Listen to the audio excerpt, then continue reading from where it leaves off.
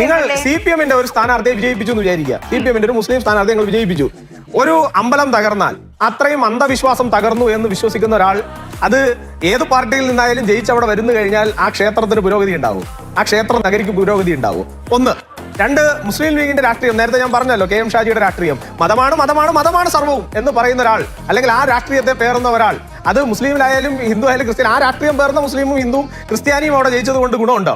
ആ രാഷ്ട്രീയത്തെയാണ് ഞങ്ങൾ ചോദ്യം ചെയ്യുന്നത്. അല്ല നിങ്ങൾ വിചാരിക്കുന്നത് പോലെ ഹിന്ദു കമ്മ്യൂണിറ്റിയിലാക്കി അല്ല ഞങ്ങളുടെ ചോദ്യം.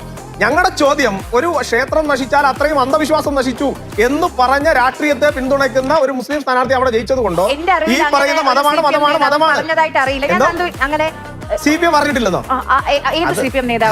അത് താങ്കളുടെ വലിയ അജ്ഞതയാണ് കേട്ടോ. അത് കാരണം CPM-നെ കുറിച്ച് താങ്കൾ ഇതുവരെ പഠിച്ചിട്ടില്ല. സിമന്റ് സ്വാമി എന്ന് ശ്രീനാരായണ ഗുരുദേവനെ വിളിച്ചതാരാ? അല്ല ആരാന്നേ? പഴയ ചരിത്രം അത് പറയുമ്പോൾ മാത്രം ഒരു പഴയ ചരിത്രത്തിലേക്കുള്ള പോക്ക് എന്താ? പോട്ടെ, നമുക്ക് അടുത്ത ചരിത്രം, തൊട്ടടുത്ത ചരിത്രം പറയാം. കണ്ണൂർ ജില്ലയിൽ ശ്രീനാരായണ ഗുരുദേവന്റെ കഴുത്തിൽ കയറിട്ട് വലിച്ചുകൊണ്ടുപോയ പാർട്ടി ഏതാ?